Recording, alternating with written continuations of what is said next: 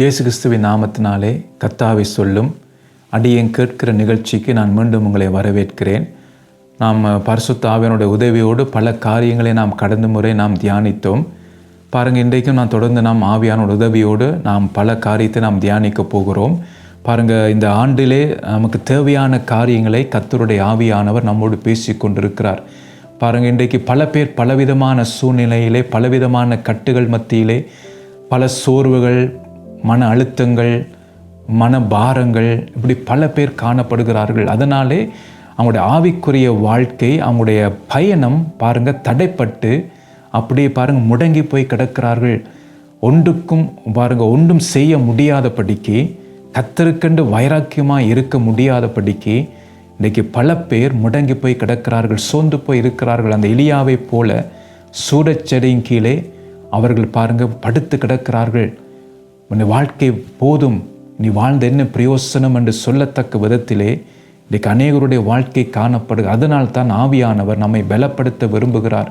நாம் நம்முடைய தூசியை உதறி தள்ளிவிட்டு நாம் எழுந்து கர்த்தருக்காக நாம் தொடர்ந்து நாம் ஓடுவதற்காகத்தான் கர்த்தருடைய ஆவியானவர் நம்மோடு பேசி கொண்டிருக்கிறார்.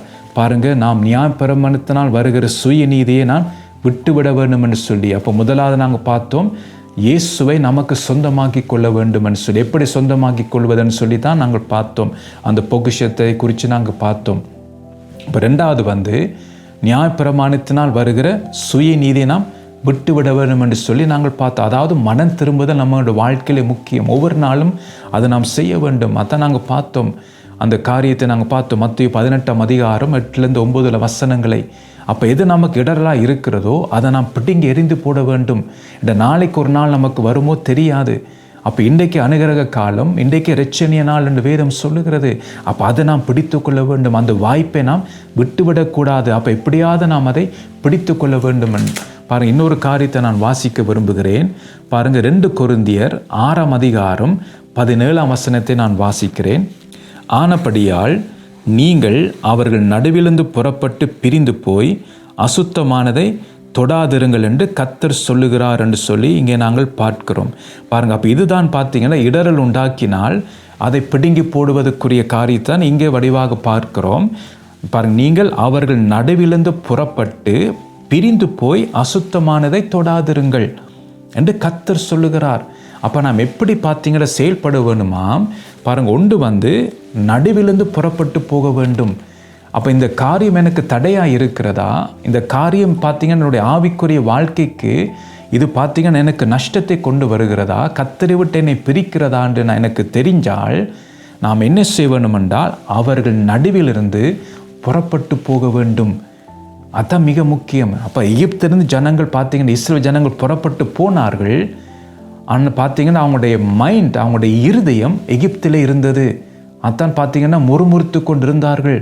அவங்க என்ன இறைச்சி பாத்திரத்தினண்டே நாங்கள் இருந்தோமே, எகிப்தில் நல்லா சாப்பிட்டோமே என்று சொல்லி எகிப்தை குறித்து பார்த்தீங்கன்னா புலம்பிக் கொண்டிருந்தார்கள். ஐயோ, அங்கே நல்லா சாப்பிட்டோம், நல்லா இருந்தோம் என்று சொல்லி. ஆனால் பாருங்கள், எகிப்திலிருந்து புறப்பட்டாங்க தான், அடிமைத்தனம் தான். ஆனால் எகிப்தை குறித்து பார்த்தீங்கன்னா கவலைப்பட்டு கொண்டிருந்தார்கள். இன்றைக்கு அநேகர் அப்படி தான். இன்றைக்கு பார்த்தீங்கன்னா புறப்பட்டு போகணும்னு சொல்லப்பட்டிருக்கு. ஆனால் அவங்களோட மைண்டில் அவங்க புறப்பட்டு போகலை. அவங்களுடைய இருதயம் அந்த காரியத்தை விடவில்லை. பாருங்கள், இன்னும் அந்த காரியத்தை பிடித்து கொண்டிருக்கிறது. இன்றைக்கு நாம் இயேசுவின் பிள்ளை என்று நாம் சொல்லுகிறோம், கிறிஸ்தவர் என்று சொல்லுகிறோம்.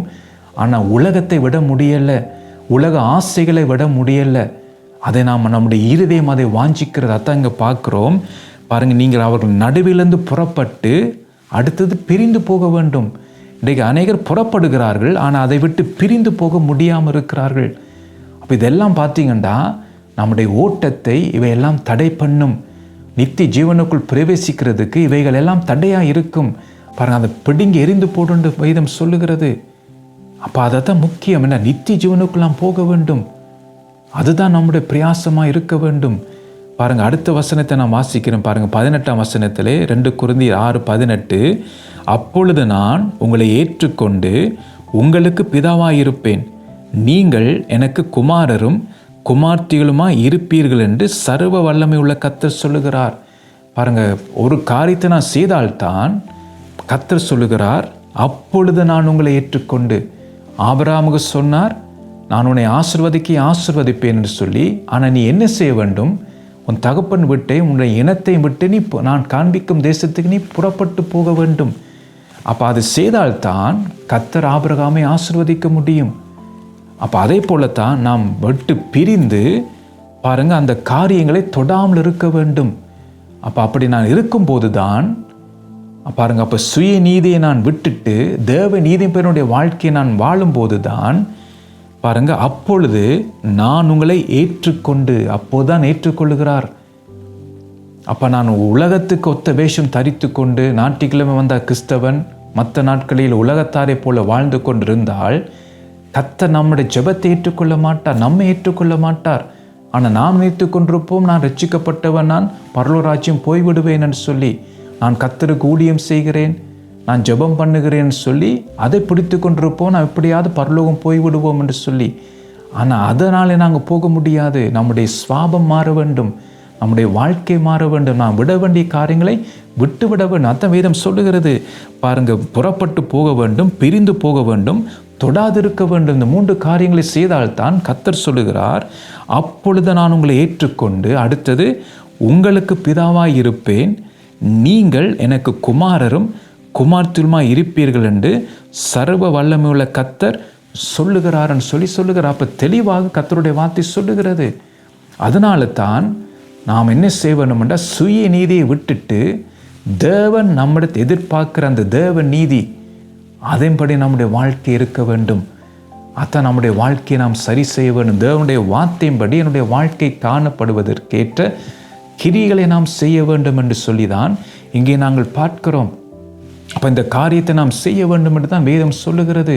பாருங்கள், 2 கொரிந்தியர் 7ஆம் அதிகாரம் 1ஆம் வசனத்தை பார்க்கும்போது தொடர்ச்சி அந்த காரியங்கள் போகிறது. அதை நான் வாசிக்கிறேன்.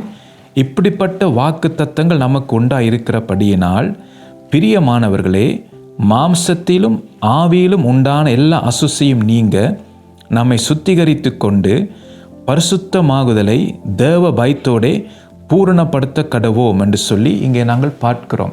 பாருங்கள் என்ன சொல்லு, எப்படிப்பட்ட வாக்கு தத்தங்கள் நமக்கு உண்டாயிருக்கிறபடினால். என்ன வாக்கு தத்தங்கள் பாருங்கள், நான் உங்களை ஏற்றுக்கொண்டு, அத்தன் வாக்கு தத்தம், உங்களுக்கு பிதாவாக இருப்பேன், நீங்கள் எனக்கு குமாரரும் குமார்த்தியுமாய் இருப்பீர்கள். பாருங்கள் எவ்வளவு அருமையான வாக்கு தத்தம். அப்போ இப்படியான வாக்கு தத்தம் எனக்கு கிடைக்க வேண்டுமென்றால் நான் விட வேண்டிய காரியங்களை விட்டு விட வேண்டும். ஆபிரகாமை ஆசிர்வதிக்க வேண்டும் என்று தேவன் சொல்லுகிறார். ஆனால் ஆபிரகாம் விட வேண்டிய காரியங்களை விட்டு விட்டார். அதனால் தான் ஆபிரகாம் ஆசிர்வதிக்கப்பட்டார். அதே போலத்தான் நானும் நீங்களும் விட வேண்டிய காரியங்களை விட்டு விட வேண்டும். சொல்லப்பட்டபடி புறப்பட்டு போக வேண்டும், பிரிந்து போக வேண்டும், அசுத்தமானதை தொடாதிருக்க வேண்டும். அதான் கர்த்தர் நாம் ஏற்றுக்கொள்வார். அப்போ இந்த வாக்கு தத்தங்கள் நமக்கு உண்டாயிருக்கிறபடினால் பாருங்கள் என்னவாம், பிரியமானவர்களே, மாம்சத்திலும் ஆவியிலும் உண்டான எல்லாம் அசுசியும் நீங்க. அப்போ நம்முடைய மாம்சத்திலும் ஆவியிலும் கரைகள் இருக்கும்போது நாம் என்ன செய்ய வேண்டுமென்றால் அதெல்லாம் நீக்கி போட வேண்டும். நீங்கள் நம்மை சுத்திகரித்து கொண்டு, அப்போ என்னென்னா ஒவ்வொரு நாளும் நம்மை பரிசோதித்து பார்த்து நாம் சுத்திகரித்து கொள்ள வேண்டும். ஒவ்வொரு நாளும் மாம்சத்திலும் ஆவியிலும் அந்த கரைகள் காணப்படாதபடிக்கு. அப்போ மனுஷகுமாரன் வரும்போது, இயேசு கிறிஸ்து வரும்போது அவருக்கு முன்பாக நான் நிற்க வேண்டும்.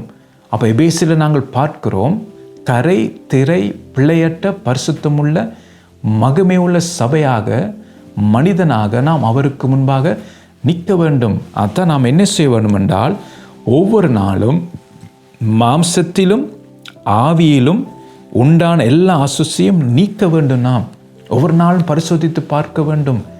படுக்கைக்கு நாம் போகிறதுக்கு முன்பாக, நாம் கண்ணை மூடி படுக்கிறதுக்கு முன்பாக நம்மை பரிசோதித்து பார்க்க வேண்டும். ஏதாவது விதத்திலே என்னுடைய மாம்சத்தை நான் கரைப்படுத்தியிருக்கிறேனா, என்னுடைய ஆவியை நான் கரைப்படுத்தியிருக்கிறேனா? இந்த வேதம் என்ன சொல்லுகிறது? மீட்கப்படும் நாளுக்கென்று முத்திரையாக பெற்றுக்கொண்ட பரிசுத்த ஆவியானவரை துக்கப்படுத்தாதிருங்கள். அப்போ ஏதாவது விதத்திலே சத்துரு நம்முடைய மாம்சத்தை தூண்டுவான். மாம்ச ரீதியாக நாம் செயல்படுவதற்கு, மாம்சம் பலம் கொள்வதற்கு சத்துரு நம்மை தூண்டுவான். அதான் மாம்சத்துக்கும் ஆவிக்கும் எப்போதும் போராட்டம் உண்டு என்று சொல்லி நாங்கள் பார்க்கிறோம். அப்போ அதனால தான் மாம்சத்திலும் ஆவியிலும் உண்டான எல்லா அசுசியும் நீங்க நம்மை சுத்திகரித்து கொண்டு பாருங்க பரிசுத்தமாகுதலை எப்படியாம் தேவ பயத்தோடே பூரணப்படுத்த கடவோம். அப்போ பரிசுத்தத்தை நான் பூரணப்படுத்த வேணும் என்றால் எனக்கு எது தேவையாக இருக்கிறது? தேவ பயம் எனக்கு தேவையாக இருக்கிறது. அப்போ இதெல்லாம் நான் செய்ய வேணும், ஒவ்வொரு நாளாக செய்து கொண்டிருக்க வேண்டும். ஏனென்றால் இன்றைக்கு நான் மனம் திரும்பி செயல்பட்டும் போது நாளைக்கு சத்துரு என்ன செய்வான்? என்னை விழத்தள்ளுவதற்கு அவன் நிற்பான், வலைகளை விரித்து பார்த்து கொண்டிருப்பான். நம்மை கோபப்படுத்துவது கேட்ட சூழ்நிலைகள் வரும், கசப்பு வரத்தக்க விதத்தில் சில காரியங்கள் வரும். அப்போ அதெல்லாம் நாங்கள் பார்த்தீங்கன்னா அப்படி நாம் மீறணும் என்றால், கோபப்படுத்தி ஏதாவது செய்தோம் என்றால் ஆவியானவரை தான் உணர்த்துவார் டக்குண்டு. அதை நினைத்து மனம் திரும்பி அப்போ ஆவியான் உணர்த்தும் போது உடனே மனத்தில் ஆண்டவரே நான் மாம்சத்துக்கு இடம் கொடுத்த ஆண்டவரை நான் இப்படி பேசிவிட்டேன், மாம்சத்துக்கு இடம் கொடுத்த ஆண்டவரை நான் கோபித்து கொண்டேன், ஆகவே எனக்கு மன்னி உம்முடைய பலத்தை எனக்கு தாரும் ஆண்டவர். திரும்பமாக இந்த மாம்சத்தின் காரியத்தில் விழுந்து விடாதபடிக்கு, இந்த மாம்சம் எனக்குள் பலம் கொள்ளாதபடிக்கு ஆவியானவரே உம்முடைய பலத்தால் என்னை இடைக்கட்டும் என்று சொல்லி நாம் ஜெபம் பண்ணி நாம் என்ன செய்யணும்? அதான் வேதம் சொல்லுகிறது, பரிசுத்தமாக்குதலை தான் பரிசுத்தமாக்குறது. நான் என்ன செய்கிறேன்? பரிசோதித்து மனம் திரும்பி நான் பரிசுத்தமாக்கி கொண்டிருக்கிறேன். அப்போ அது எப்படியாம் பரிசுத்தமாக்குதலை தேவ பயத்தோடே. அப்போ தேவ பயம் எனக்கு, தேவ பயம்தான் என்னை பார்த்தீங்கன்னா என்னை உணர்த்தி என்னை நடத்துகிறது. ஆவியானவர் உணர்த்தி என்னை நடத்துவார். அப்போ எனக்கு தேவ பயம் எனக்கு உதவியாக இருக்கிறது. அப்போ நான் செய்ய பார்த்தீங்கன்னா அது என்ன நடக்கும் என்றால் அது பூர்ணப்படுத்துகிறது என்னை. அப்போ என்னுடைய பரிசுத்தத்தை அது பூர்ணப்படுத்துகிறது. இதுதான் பார்த்தீங்கன்னா கிறிஸ்தவ வாழ்க்கை. இந்த வாழ்க்கை தான் ஆவியானவர் நாம் வாழ வேணும் என்று சொல்லி அவர் நமக்கு உணர்த்துகிறார், நம்மோடு பேசி கொண்டிருக்கிறார். அப்போ நாம் சுயநீதி நாம் விடாட்டா இந்த காரியம் ஒன்று நாம் செய்ய மாட்டோம். அதை நாங்கள் பார்த்தோம் பல காரியத்தை. இந்த காரியத்தை நாம் செய்யாமல் சுயநீதிப்படி நாம் என்ன செய்வோம்? ஜெபம் பண்ணுவது, ஞாயிற்றுக்கிழமை வந்தால் ஆராதனைக்கு போவது, ஊழியம் செய்வது, பிரசங்கம் பண்ணுவது, ஜெபம் பண்ணுவது, வீட்டு கூட்டங்களுக்கு போவது, உபவாச கூட்டங்களுக்கு போவது, மீட்டிங் கலந்து கொள்வது. ஸோ ஒரு கிறிஸ்தவனாக செய்ய வேண்டிய எல்லா காரியத்தையும் உணர்வில்லாமல் அந்த பழக்க தோஷத்தில் எல்லாம் செய்து கொண்டிருப்போம். அப்போ நம்முடைய வாழ்க்கையும் மாறாது. பாருங்கள், ஒரு பக்கம் பார்த்தீங்கன்னா மன திரும்புதலும் இருக்காது. நாம் அப்படியே அந்த பிசாசோட இச்சைப்படி செய்ய அவனால் பிடிப்பட்டிருப்போம். நம்முடைய மனது குருட்டாக்கப்பட்ட நிலைமையில இருக்கும். அந்த உணர்வு இல்லாமலே பாருங்கள் நம்முடைய வாழ்க்கை கத்தரி விட்டு அப்படி தூரம் போய் கொண்டிருக்கும். ஆனால் செய்ய வேண்டிய காரியத்தை செய்வோம், ஆண்டவர் நாமத்தை பயன்படுத்தி நாம் எல்லாம் செய்வோம். கத்தருக்கு முன்னால் நிற்கும் போது அக்கிரமக்காரனே என்னை விட்டு அகன்று போ என்று சொல்லுவார். ஏனென்றால் நான் இதுவரைக்கும் எப்படி வாழ்ந்தேன்? சுய நீதியினாலே கத்தரை தேடினேன். அதான் நாங்கள் பார்க்குறோம். அப்போ கிறிஸ்துவை நான் சொந்தமாக்க வேண்டும். ரெண்டாவது பார்த்தீங்கன்னா சுய நீதியை, அது நியாயப்பிரமாணத்தினால் வருகிற சுய நீதியை நான் அதை விட்டுவிட வேண்டும் என்று சொல்லி தான் நாங்கள் பார்க்கிறோம். பாருங்கள், இன்னொரு காரியத்தை நான் வாசிக்க விரும்புகிறேன். எசாயா 52 அதிகாரம் 11-12 புறப்படுங்கள், அவ்விடம் விட்டு போங்கள், அசுத்தமானதை தொடாதிருங்கள், கர்த்தருடைய பாத்திரங்களை சுமக்கிறவர்களே அதன் நடுவிலிருந்து புறப்பட்டு உங்களை சுத்திகரியுங்கள் என்று சொல்லி இங்கே நாங்கள் பார்க்கிறோம். பாருங்கள், இதில் அருமையான வார்த்தை. பாருங்கள், 2 முறை புறப்படுங்கள் என்று சொல்லப்படுது. என்றால் இனி காலம் செல்லாது. இனி நாம் சுயநீதியை பிடித்து கொண்டிருந்தோம் என்றால் நாம் பார்த்தீங்கன்னா நாமே ஏமாந்து போய் விடுவோம். அதான் வேதம் சொல்வது, புறப்படுங்கள், அவ்விடம் விட்டு புறப்படுங்கள். அப்போ எது நமக்கு தடையாக இருக்கிறதோ அந்த காரியத்தை நாம் விட்டுவிட வேண்டும், அவைகளை விட்டு நாம் புறப்பட்டு போக வேண்டும். அசுத்தமான தொடாதிருங்கள். அதான் நாங்கள் பார்த்தோம் 2 கொரிந்தியரிலே. கர்த்தருடைய பாத்திரங்களை சுமக்கிறவர்களே அதன் நடுவிலிருந்து புறப்பட்டு உங்களை சுத்திகரியுங்கள். பாருங்க, அப்போ நாம் விட வேண்டும், புறப்பட வேண்டும் என்று சொல்லி கர்த்தருடைய வார்த்தை சொல்லுகிறது. ஏனென்றால் நாம் கர்த்தருடைய பாத்திரங்களாய் காணப்படுகிறோம். பாருங்க, இந்த கர்த்தருடைய பாத்திரங்கள் சொல்லப்படுகிறது தானே. பாருங்க, அதை குறித்து கர்த்தருடைய வார்த்தை நமக்கு என்ன சொல்லுகிறதுன்னு சொல்லி நாம் பார்க்க போகிறோம். 2 தீமோத்தேயு 2 அதிகாரம் 19-21 வரை நான் வாசிக்கிறேன். ஆகிலும் தேவனுடைய உறுதியான அஸ்திபாரம் நிலைத்திருக்கிறது. கர்த்தர் தம்முடையவர்களை அறிவார் என்பதும், கிறிஸ்துவின் நாமத்தை சொல்லுகிற எவனும் அநியாயத்தை விட்டு விலக கடவன் என்பதும் அதற்கு முத்திரையாய் இருக்கிறது. ஒரு பெரிய வீட்டிலே பொன்னும் வெள்ளியுமான பாத்திரங்களும் அல்லாமல் மரமும் மண்ணுமான பாத்திரங்களும் உண்டு. அவைகளில் சில கனத்திற்கும் சில கனவீனத்திற்கும் ஆனவைகள். ஆகியால் ஒருவன் இவைகளை விட்டு தன்னை சுத்திகரித்து கொண்டால் அவன் பரிசுத்தமாக்கப்பட்டதும் எஜமானுக்கு உபயோகமானதும் எந்த நற்கிரையும் ஆயத்தமாக்கப்பட்டதுமான கனத்துக்குரிய பாத்திரமாக இருப்பான் என்று சொல்லி இங்கே நாங்கள் பார்க்கிறோம். பாருங்கள், இப்போ இதில் என்ன நாங்கள் பார்க்குறோம் பார்த்தீங்கன்னா, தேவனுடைய உறுதியான அஸ்திபாரம் நிலைத்திருக்கிறது.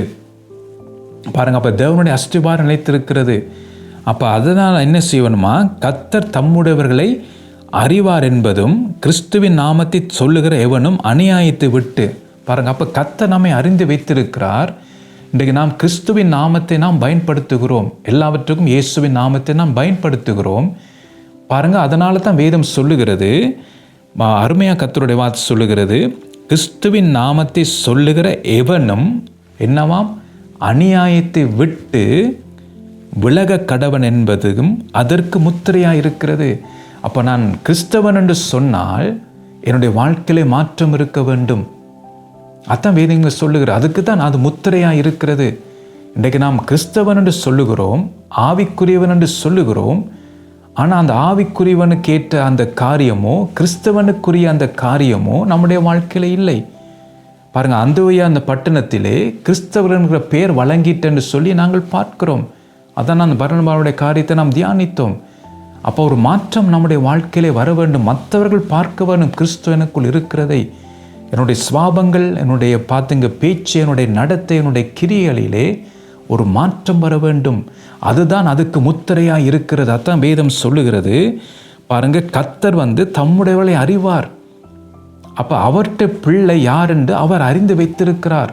இன்றைக்கு நான் மாயமாலம் பண்ணிக்கொண்டு நான் கர்த்தருடைய பிள்ளை என்று சொல்லிக்கொண்டு உலகத்தானே போல இருந்தால் அது நான் பார்த்தீங்க நம்மை நாமே ஏமாற்றி கொண்டு இருக்கிறோம்.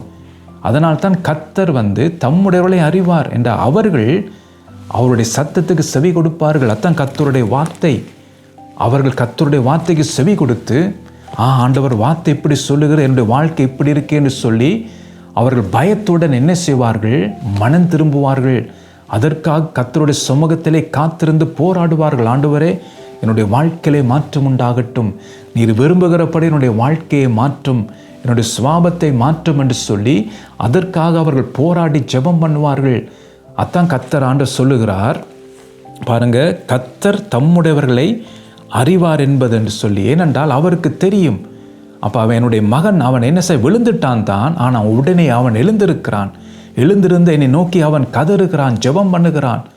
அப்போ அவனுக்கு என் கிருபையை நான் கொடுப்பேன் என்று இயேசு கிறிஸ்துவ பார்த்தீங்க, அவருடைய கிருபையை அவர் நமக்கு தருவார் மனம் திரும்புபவர்களுக்கு.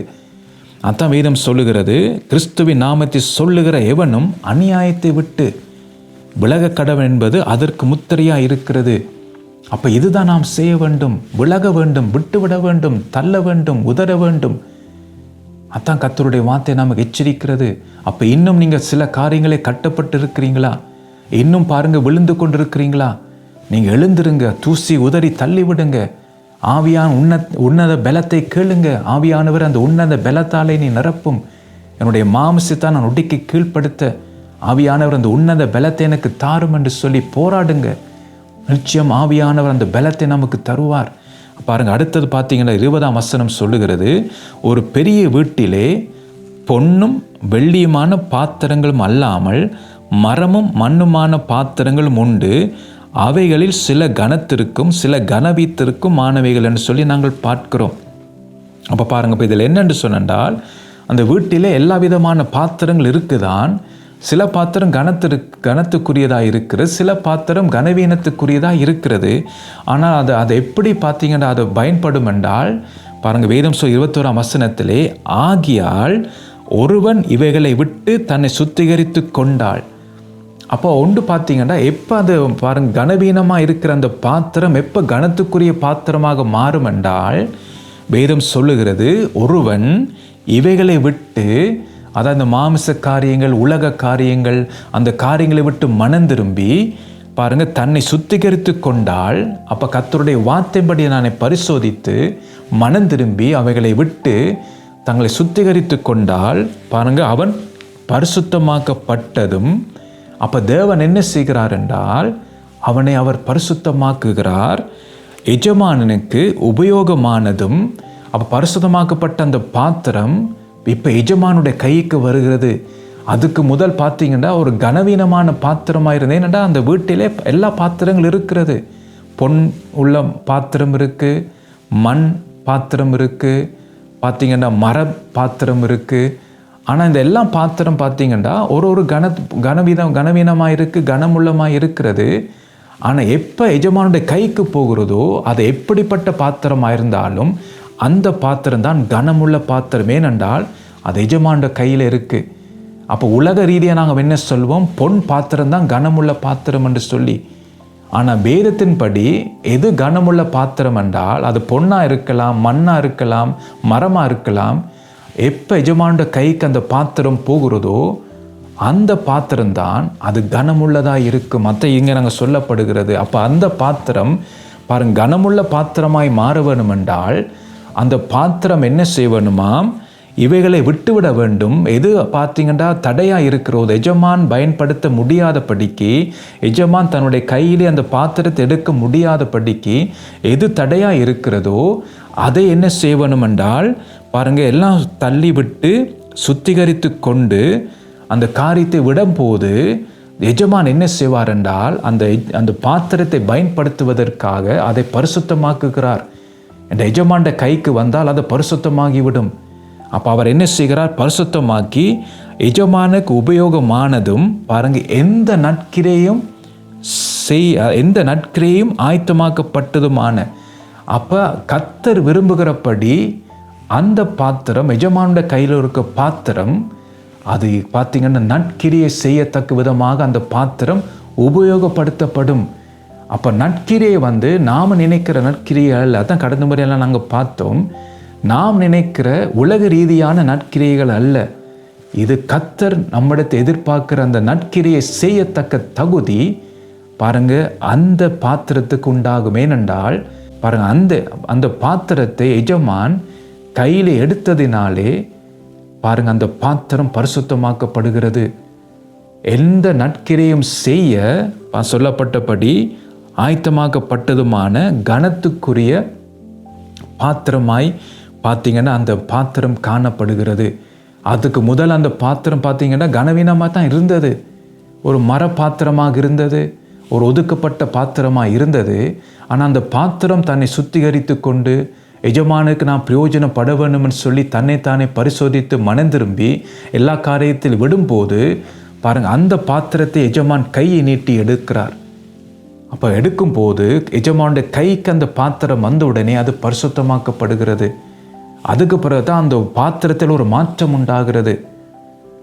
பாருங்க, அந்த பாத்திரம் நற்கிரியை செய்யத்தக்க தகுதி உடையதாக அந்த பாத்திரத்தை கர்த்தர் மாற்றுகிறார். இதான் நாங்கள் பார்க்குறோம். அதற்கு தான் நாம் என்ன செய்ய வேண்டும் என்றால் பிரிந்து போக வேண்டும், விட வேண்டும், அந்த காரியங்களை மனம் திரும்ப வேண்டும். அப்போ இந்த ஆண்டு நானும் நீங்களும் மனம் திரும்ப வேண்டும். இந்த கர்த்தர் அவருடைய கையிலே நாம் எடுக்க விரும்புகிறார். அந்த பாத்திரத்தை அவர் எடுத்து தனக்கென்று அதை பயன்படுத்த விரும்புகிறார். ஆகவே நானும் நீங்களும் இந்த காரியத்தை நாம் விட்டுவிட வேண்டும்.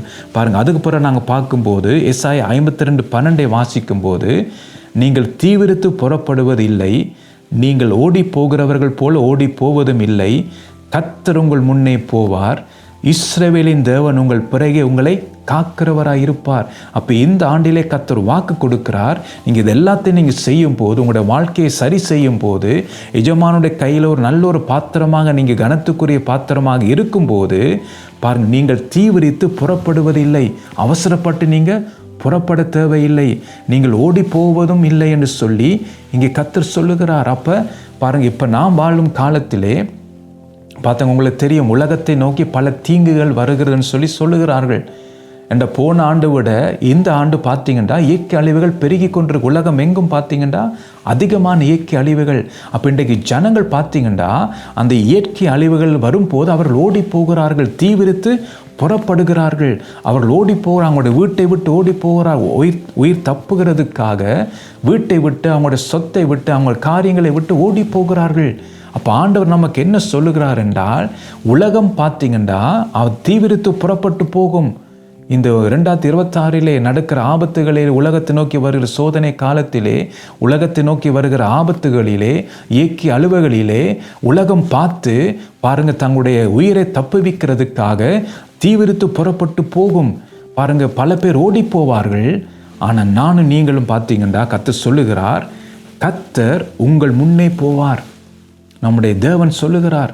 ஒரு பக்கம் பார்த்தீங்கன்னா பணத்தை நம்புகிறவர்கள், பாருங்க, படிப்பை நம்புகிறவர்கள், உலக மேன்மையை நம்புகிறவர்கள், இப்படியான ஆபத்து வரும்போது, இப்படியான திகில் வரும்போது, இயற்கை அழிவுகள் வரும்போது பாருங்க, தங்கள் உயிர் தப்புவதற்காக அவர்கள் தீவிரித்து புறப்படுவார்கள்.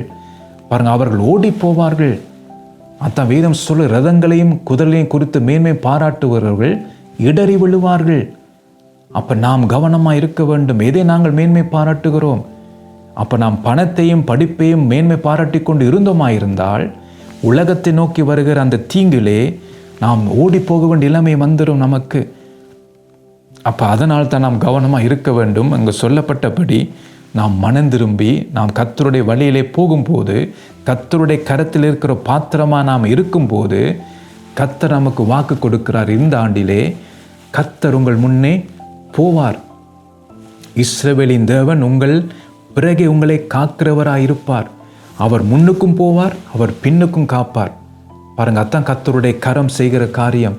எப்படி இஸ்ரவேல் ஜனங்கள் பார்த்தீங்கன்னா, அவர் முன்னுக்கு புறப்பட்டு போனார், டக்குண்டு அவர் பின்னுக்கு போனார். பின்னுக்கு போய் எகிப்தியர்கள் வந்து இஸ்ரவேலோடு கிட்டி சேராதபடிக்கு அதுக்கு தடையாக கர்த்தர் இருந்தார். பாருங்க, முன்னுக்கு போன தேவன் உடனே பார்த்தீங்கன்னா அவருடைய கரம் பின்னுக்கு போனது. அதான் இங்கே சொல்லப்படுகிறது. அப்போ சூழ்நிலை கேட்ட விதமாக கர்த்தருடைய கரம் முன்னுக்கும் போகும், அதே நேரம் பின்னுக்கும் காப்பார். அப்போ என்னன்னா, சுற்றி வர கர்த்தருடைய பாதுகாப்பு நமக்கு இருக்கும். அதான் நம்ம பாருங்க, அப்போ இஸ்ரவேல் ஜனங்கள் பிரயாணம் பட்டார்கள், ஆனால் கர்த்தர் அவளை பாதுகாத்தார். அதே போலத்தான் நானும் நீங்களும் நித்திய ஜீவனுக்குள் பிரவேசிக்கிறதுக்காக நாம் பிரயாணப்பட்டு கொண்டிருக்கிறோம் இந்த ஆண்டிலே. அப்போ கர்த்தர் உலகத்தில் என்ன காரியங்கள் வந்தாலும் அந்த காரியம் நம்மை அணுக முடியாது. ஏனென்றால் நாம் எஜமானுடைய கையில் இருக்கிற பாத்திரமாக இருக்கிறோம், கனத்துக்குரிய பாத்திரமாக இருக்கிறோம், நற்கிரியை செய்யத்தக்க பாத்திரமாக இருக்கிறோம். அதனாலே கர்த்தர் சொல்லுகிற வார்த்தை தான், கர்த்தர் உங்கள் முன்னே போவார், இஸ்ரவேலின் தேவன் உங்கள் பிறகே உங்களை காக்கிறவராய் இருப்பார் என்று சொல்லி இங்கே வேதம் சொல்லுகிறது. அருமையான ஒரு வார்த்தை. அப்போ நானும் நீங்களும் திடம் கொள்வோம். இந்த கர்த்தர் எங்களோடு கூட இருக்கிறார். அவர் பார்த்தீங்கன்னா நம்மை விட்டு விலகவும் மாட்டார், அவர் நம்மை கைவிடவும் மாட்டார். அப்போ கர்த்தர் எங்களோடு கூட முன்னுக்கு போக வேண்டுமென்றால், பின்னுக்கு அவர் நம்மை காக்க வேண்டுமென்றால் நாம் என்ன கற்றுக்கொண்டோம்? நாம் விட வேண்டிய காரியங்களை விட்டு விட்டு கனத்துக்குரிய பாத்திரமாக நாம் மாற வேண்டும். அப்போ எஜமாண்ட கைக்கு நாம் வர வேண்டும். அப்போ அதற்கு நாம் பிரயாசப்பட வேண்டும். எஜமாண்ட கையில் எப்படியாவது நாம் போயிட வேண்டும். இந்த அவர் தான் நம்மை பாதுகாக்கிறவர். பாருங்க, அப்போ இந்த காரியம் தான் மிக மிக முக்கியம் நம்முடைய வாழ்க்கையிலே. அப்போ நாம் எப்படி என்ன கற்றுக்கொண்டோம் என்றால், எப்படி இயேசுவை நாம் சொந்தமாக்கி கொள்வதென்றால், முதலாவது நாங்கள் கற்றுக்கொண்டோம், கிறிஸ்து தான் எனக்கு பொக்கிஷம் என்ற எண்ணம் எனக்கு வர வேண்டும். முதலாவது நாங்கள் பார்த்தோம். ரெண்டாவது வந்து பார்த்தீங்கன்னா, நியாயப்பிரமாணத்தினால் வருகிற சுய நீதியை விட்டுவிட வேண்டும் என்று சொல்லி நாம் பார்த்தோம்.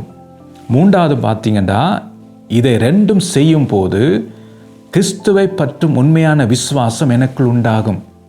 அதான் கிறிஸ்துவை பொக்கிஷமாக எனக்கு நான் எண்ண வேண்டும், நியாயப்பிரமாணத்தை வருகிற சுயநீதை விட்டுவிட வேண்டும். ரெண்டையும் நான் செய்யும் போது கிறிஸ்துவை பற்றும் உண்மையான விசுவாசம் எனக்குள் உண்டாகும்.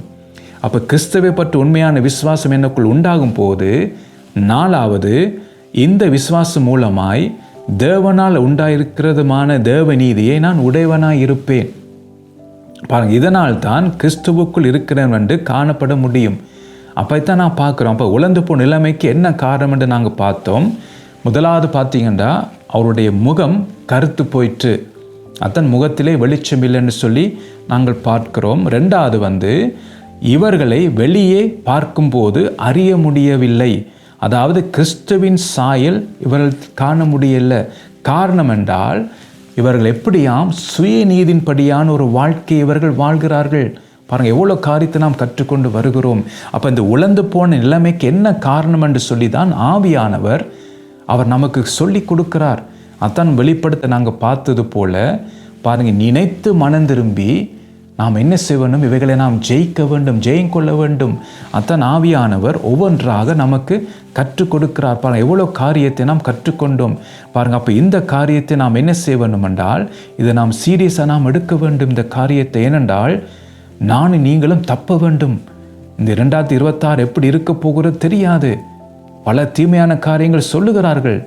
ஆனால் நானும் நீங்களும் தப்ப வேண்டும். அப்போ நானும் நீங்களும் சுயநீதனை விட்டுட்டு நாம் என்ன செய்ய வேண்டும் என்றால், விட வேண்டிய காரியங்களை விட்டுட்டு எஜமானுடைய கையில் ஒரு பாத்திரமாக நாம் மாற வேண்டும். அப்போ தான் ஆண்டவர் சொன்னது போல அவர் நமக்கு முன்னே போவார், அவர் நமக்கு பின்னே நம்மை காப்பார் என்று சொல்லி. அடுத்த முறைக்கு தொடர்ந்தும் மிச்ச காரியம் தியானிப்போம். கர்த்தர் தாமே உங்களை ஆசீர்வதிப்பாராக.